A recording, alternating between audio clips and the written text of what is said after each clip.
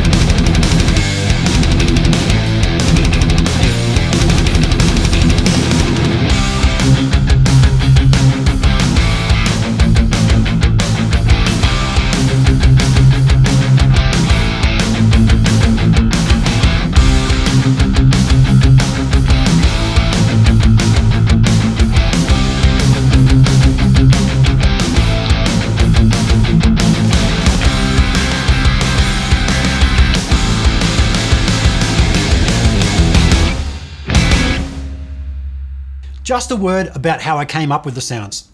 I programmed the presets while running through this Thrash Power Station power amp into this Marshall 4x12 speaker cab with G12 T75 speakers. Then I recorded the preamps directly into Pro Tools and added speaker IRs using 2Note's Torpedo Wall of Sound plugin. No additional EQ or processing was added to the guitar sounds except for a touch of delay on the solo section.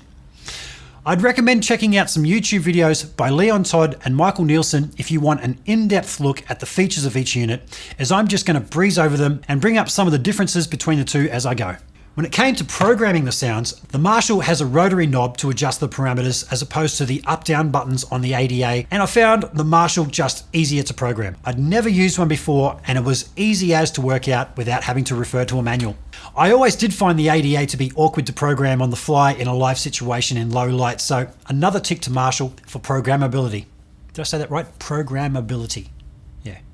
In terms of tone shaping, both units have bass, middle, treble, and presence for each of their channels, with the addition of a bass shift button on the Marshall, which thickens up the bottom end. But the ADA has 16 dB of boost and cut per EQ band, as opposed to the Marshall only offering 6 dB. That is a big difference and makes the ADA crap all over the Marshall in terms of adjusting the tone to suit your cab or sit in the track the way you want it to. Let's listen to some of the tracks soloed and in the mix, then talk about the tones. First, the high gain sound used throughout the demo song. I used the ADA's distorted tube channel and the Marshall's OD2 channel with the bass shift on. I found the Marshall to have a bump in the lower mids around 400 to 500 Hertz that I couldn't EQ out with the onboard tone controls, which made it sound tubby and clash with the bass guitar a little in the mix, and also found its breakup to be a bit buzzy for my liking in the upper mids as opposed to the ADA, which sounded more hi-fi to me. Tone is subjective, but I'm giving this one to the ADA. Let me know if you hear it the same way in the comments.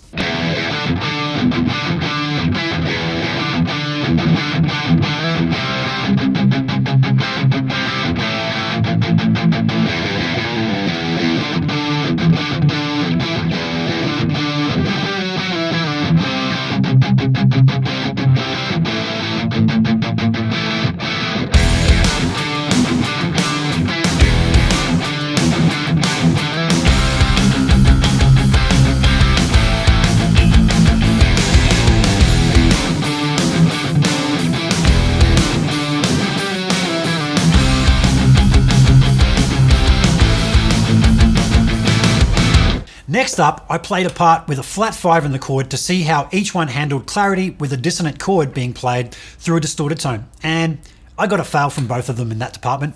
My Friedman small box could handle chords like that and still hear the individual notes within the chord, but both of these just turned to mush.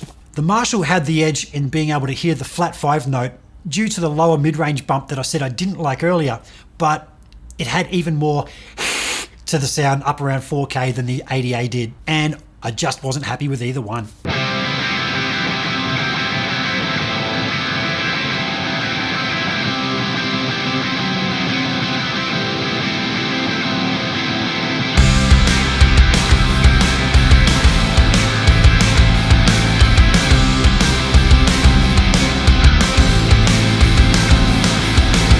Next up, the solo section.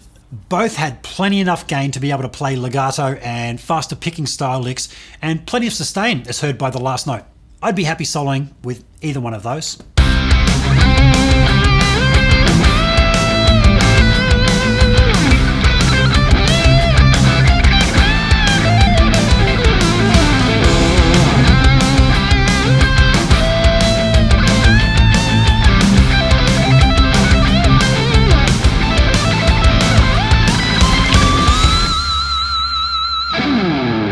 Next up, the clean sounds. This is where I think the ADA absolutely made a mockery of the Marshall.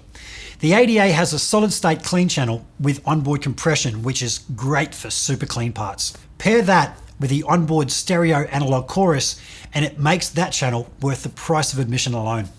The Marshall's clean 1 channel sounded broken in comparison, with a strange aliasing sound going on in the high end. Then I tried for pushed clean sounds by using the ADA's clean tube channel with the gains cranked up, which gave it a great squishy blues kind of feel, while the Marshall's clean 2 channel with the gain completely maxed out sounded cold and clinical in comparison. This one is a no-brainer. The ADA eats the Marshall for clean sounds and pushed clean sounds.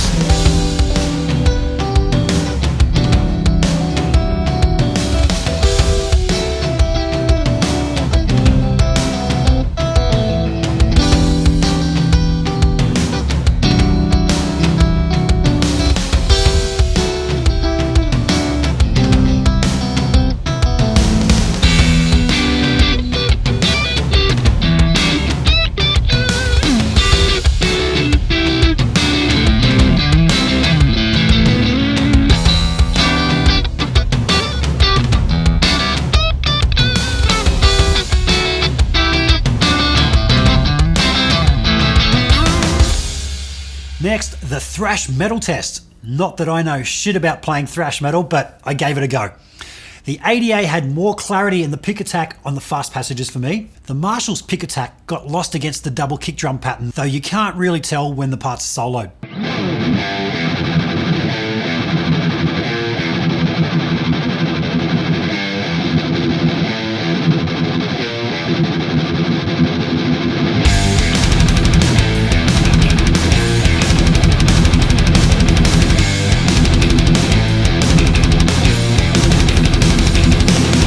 Next up, I tried a bunch of my clean boosts and overdrives to see if I could make the front end of my chugs pop a little more, and found my trusty Rodenberg Gas 707 Clean Boost to be the ticket, making the ADA sound absolutely killer. Am I holding that the right way? Yes, I am. This thing's great. It helped the Marshall a tiny bit, but made the ADA completely kick its ass in comparison. It's not that noticeable soloed, but it gave the ADA's chug extra definition in the context of a mix, and the notes just pop out in front of the speaker like what I would look for in a high-end, high-gain amplifier.